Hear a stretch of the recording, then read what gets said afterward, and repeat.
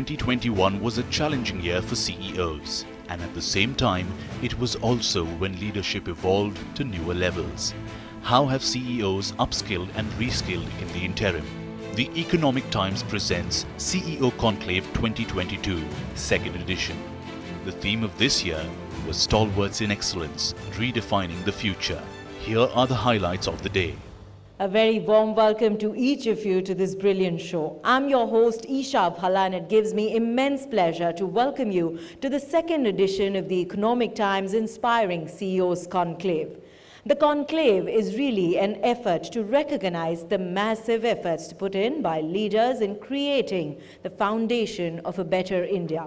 Not just that, but making sure that India is one of our dreams. India making sure that we truly are and believe in Atmanirbhar Bharat. And true to this year's theme of Stalwarts in Excellence, redefining the future, companies have in recent years invested a lot of their efforts and resources when it comes to research and development, some of the first and the finest in the world. How does design thinking challenge you to say the core of the product is something that should serve the need of the customer? To understand the concept itself, it's important to know where it starts and where it ends, and both these ends and edges are very important. Where it starts from is essentially knowing your customer and putting the customer at the center of everything that you want to do in terms of innovation, specifically speaking. I think this is what one of my co-panelists also said. But at the end of the process, it's about prototyping. It's about knowing where you are going right and where you are going wrong. In business, it's about viability, it's about doability, it's about technological feasibility, etc., etc. But all of them are coming in the center of one consumer on the one side and the prototyping at the end of the process. And I think you said that where to stop, where to say, oh, now is the time to say yes or no to the innovation is very important. That's where prototyping comes into a very important kind of, lever there. How do we assess consumers, their must-haves, etc., etc.? I think the approach tells us that it's not important to slice and dice a lot of data.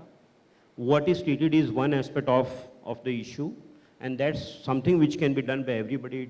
It's me too, and it's not something that will differentiate you from others.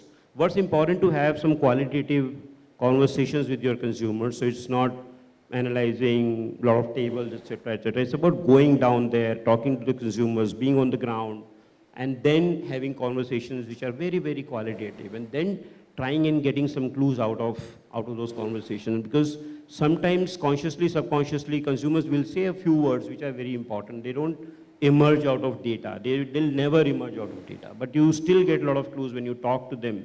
Now, how do you go about it? How do you identify those kind of trends and expectations that consumers have which are not reflecting in data is something which is all important. That what differentiates design thinking from the normal way of innovation and finding what consumers need. It's not about need, it's about, as you said, it's about knowing more than the stated and articulated needs. It's about when Ford said that, if consumers were to be asked, we would have got faster horses. It's absolutely right.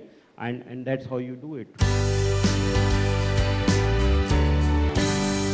In the last 1.5 to 2 years, we've seen the healthcare space being drastically disrupted. With the in-person physician visits not being an option, we saw an increased acceptance of telehealth, remote monitoring, and in-home services. Do you think, given the consumer interest and engagement now, we have reached a point where digital health solutions can deliver viable alternatives to traditional care models? See, Alka, it's been a secular move for a very long period of time. For that, you've been observing that the center of gravity for healthcare is actually being moving away from large hospitals and actually closer to the patient's home. And that's been a long-term move. What has actually happened is COVID has actually accelerated it. So that's, first of all, that's the major change that you're seeing, that we're all observing. It has been going on for some time, and all of a sudden it's become big. For example, some analysts said that found out that about telehealth is 38 times higher in usage than it was pre-pandemic, 38 times, right? And 83% of the patients who have once used telehealth, they have reported saying, hey, we want to use it again. So, once people are accustomed to the ease of telehealth and not having to go and so on, for certain types of usage, it has already become popular and looks like from what they're saying, it will continue to be popular. That's just one example of how healthcare is moving away from, a set location like a hospital closer to your home. Home delivery of medicines is another example of where, things are moving closer to you. But at Optum, actually, we are working at all sides of the opportunity. So, for example, we are using technology to build out the plumbing that enables any provider at an instant put their capabilities or their services online for others to use. So we are providing with them with that service. On the flip side, as a payer, we are also trying to innovate and come up with telehealth oriented policies which can be 20 or 30% cheaper than regular policies. So we are trying to work at it from all sides and trying to solve and seeing how can we make it simpler, easier, better for both providers as well as consumers to use some of these newer emerging technologies. आज आप हम सभी के बीच एक बहुत ही अद्भुत सी कहानी को यहाँ पर दिखलाएं, कुछ इस तरह विमोचन करें आज उस खास बेहतरीन किताब का, यानी कि the economic times inspiring CEOs coffee table book. और मैं अनुरोध करना चाहूँगी माननीय मंत्री जी से कि वह डिजिटली इस कॉफ़ी टेबल बुक को और उसका हमारे बीच यहाँ विमोचन करें।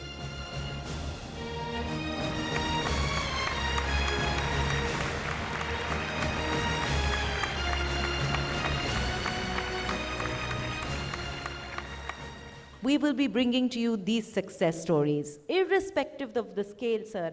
इन CEOs ने पिछले 2 सालों में, जो कि बहुत ज़्यादा challenges रहे हैं, इन 2 सालों में कुछ ऐसा खास कर दिखाया है कि आज उनकी पूरी टीम उन्हें फॉलो कर रहे हैं। और मैं चाहूँगी कि आज आपके हाथों के द्वारा उन्हें ये एक्सीलेंस का जो अवार्ड है हम देना चाहेंगे, उन्हें रिकॉग्नाइज करना चाहेंगे, उन्हें फेलिसिटेट करना चाहेंगे।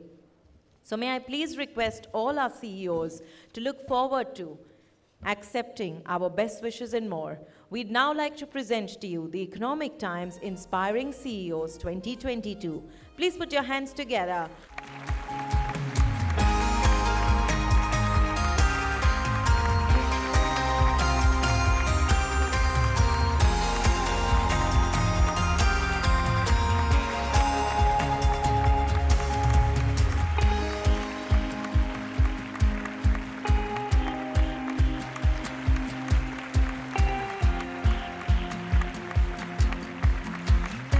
Design thinking, as we know, is a concept which is to make the entire innovation process a little more customer centric, and the heart of the matter is about customers. Knowing what customers need rather than what solutions you have or what technologies one has and trying to make them relevant. It's about knowing a little more about the customers and then kind of molding the solutions around the customer needs, requirements and desires. So that's the starting point, and that's how it all starts. In the three-dimensional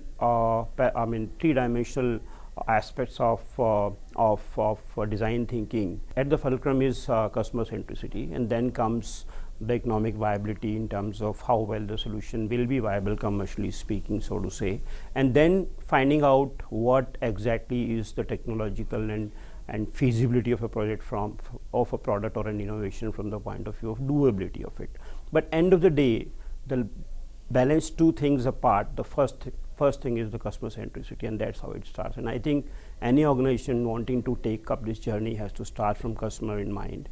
And when we say customers, it's not about analyzing the customer from the data that is available, not trying to analyze too much between what the customer has said. It's about knowing a little more, stepping into the customer's shoes from the point of view of in-depth understanding of what is stated but that's only one part of it.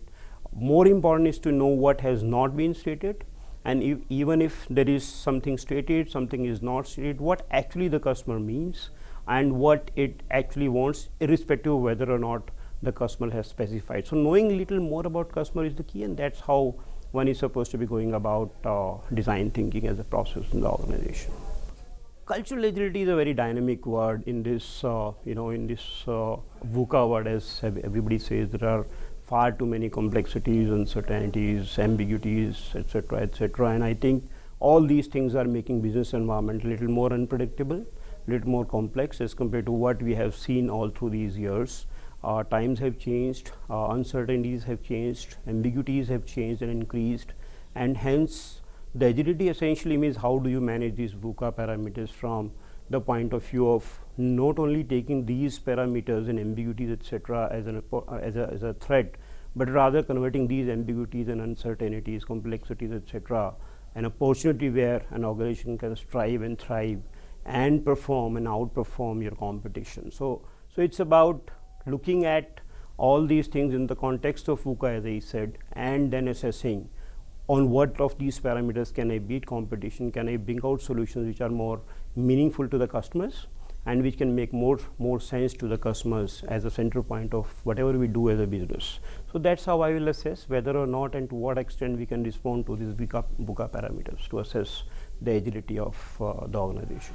I feel it and I see it everywhere, and you actually see it overseas as well. I've been in America, and when you see India from a distance, it's very interesting to see this this energy that's coming out of this country, but it's expressed in all sorts of ways, and you see it in places of study, in universities, but you also see it in the commercial sector and in the government itself, in the way it's trying to project its power overseas. It's an exciting story.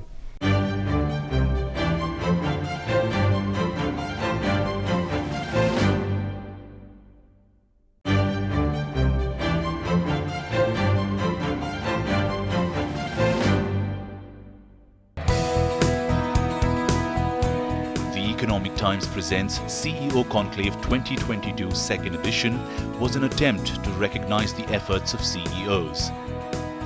Minister of State for Petroleum and Natural Gas and Ministry of Labour and Employment, Rameshwar Teli, was also present for the felicitation ceremony. और अब मैं अनुरोध करना चाहूंगी माननीय मंत्री जी से कि वह हमारे सीईओज, हमारे लीडर्स का यहाँ और भी ज़्यादा प्रोत्साहित बढ़ाएं। हमारे बीच यहाँ उन्हें सम्मानित किया जाए एक बेहतरीन ट्रॉफी के साथ।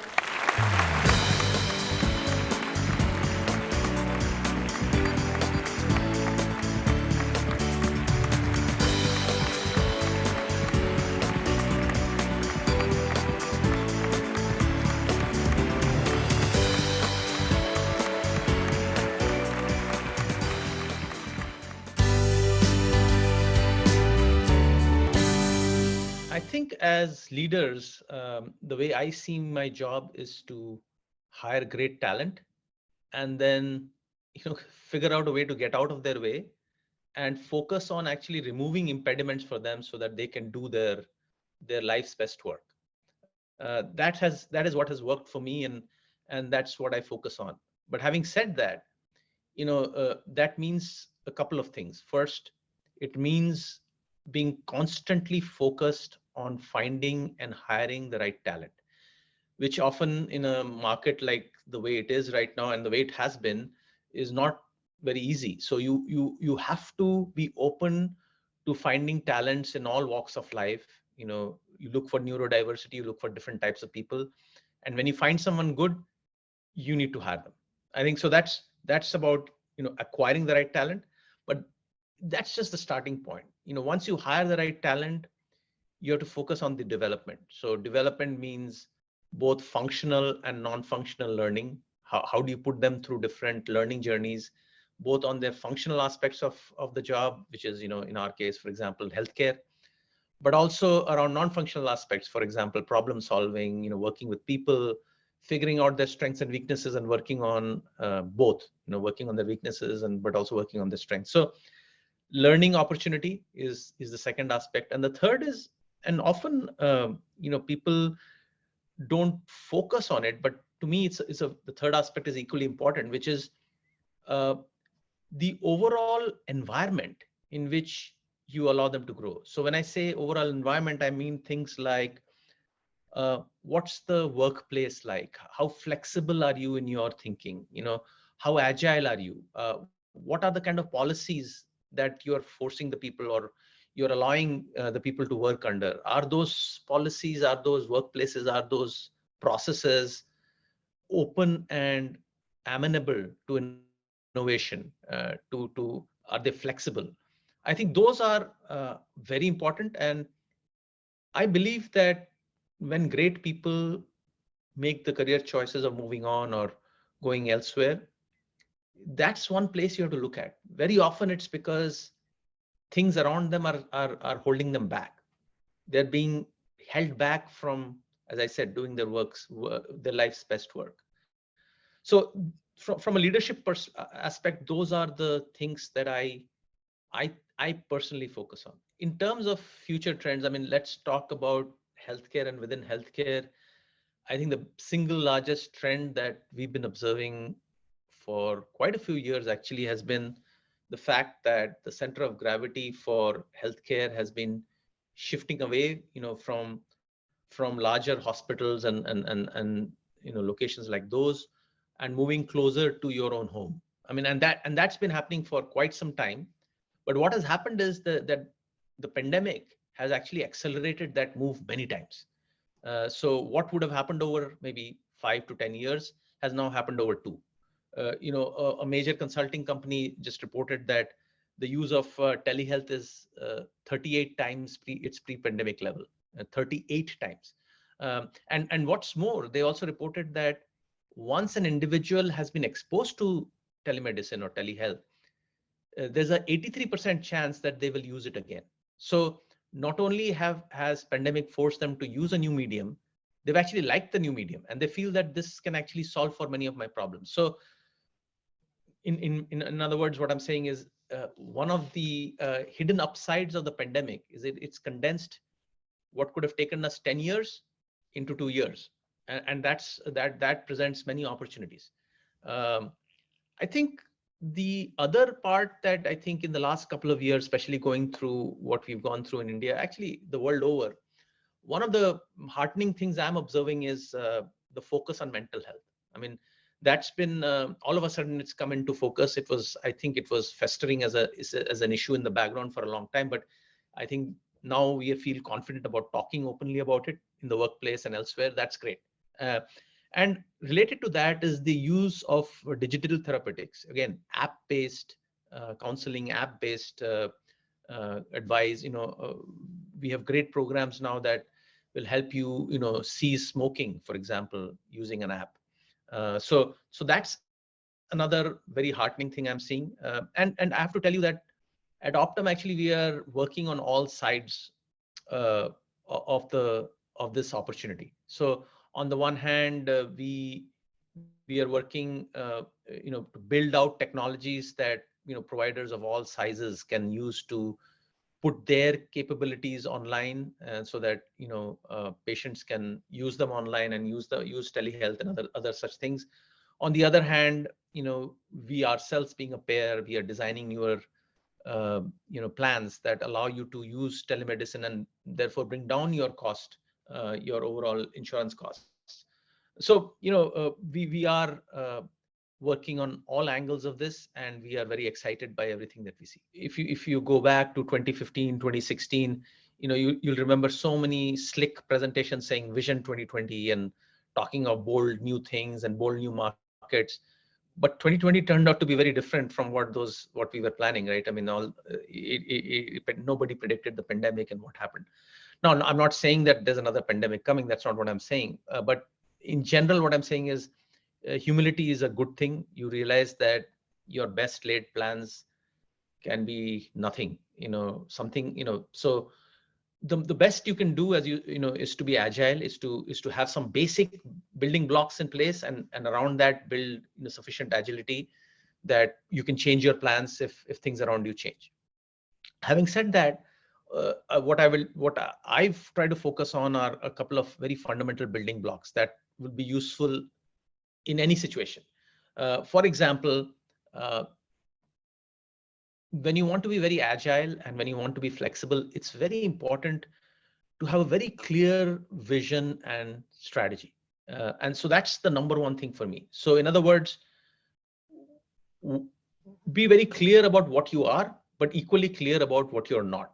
Strategy is a choice that enterprises make to stay ahead of their competition. So a choice involves two things: something you choose to do, but by implication, many things that you choose not to do. So I think having that clarity is very helpful, especially in times of stress. So, in times, for example, when the economy is not doing so well, or when things are turning bad, it's all the more important to have that clarity of vision and strategy. In fact, many sages have said that when the economy is doing great and everybody is growing and everything is growing, you actually don't need a strategy, because everything is working right now. It's only when things turn bad, like they say, when there's no water in the river, you realize who's wearing clothes and who's not. That's what I mean, that having a clear vision and strategy is very important to help you grow, but also very important when things around you are not what you had planned them to be. The second thing that I actually look for a lot is global and broad perspective. We live in an increasingly interconnected world. The saying is that a butterfly can flap its wings in somewhere in South America, and a tsunami can happen in Japan. I mean, what that means is we live in an interconnected world, and one completely innocent event can lead to a whole sequence of events that lead to something else in somewhere very far away. A war in some part of Europe can lead to a huge supply chain shock that can lead to a huge inflationary pressures and other issues in other countries which we are going through. So I think having that global perspective has become extremely important for all businesses, and I think it also helps you look at ideas in a broader way, to understand the impact that you're having, to understand how something may look very different. Some countries may look very different, and they may not look like you at all, but there are innovations happening there that may be applicable to your business. So I think that's the global and broad perspective. And the third is around growth mindset. And when I say growth mindset, there are a few nuances to it. I think the primary thing is, are you someone that wants to grow all the time? And when I say grow, it just doesn't mean grow in terms of stature and designation and so on, which is the happy outcome. But the real growth comes from, am I always curious? Am I always asking questions? Am I always learning new things? I think that's, to me, is essential, like an important ingredient of a good leadership stack. So these three things, I would say, having clear vision and strategy, very helpful, especially when times are not great. Number two, adopt a global and broad perspective. The world is increasingly interconnected, and we need to stay on top. And the third is a growth mindset. Whatever is happening around us, be like a child, ask questions, learn, and grow from there. And then other kinds of growth will naturally follow. India has the potential to be one of the largest export markets. We really haven't scratched the surface in terms of the potential of India as a whole. If you look at categories like shrimp, which is a $14 billion export market, the potential is immense. We are looking at a 40% growth, which could ultimately reach about $20 billion in the next 2 years. If you look at a category like spices, we are currently doing about 4.6 billion. And it has the potential, and the government is trying its best to take it up to $10 billion. So there is phenomenal opportunity for export Indian products across the globe, and we see it only growing up and up. In its second edition, the CEO Conclave is working towards a common goal of recognizing the exemplary efforts of CEOs.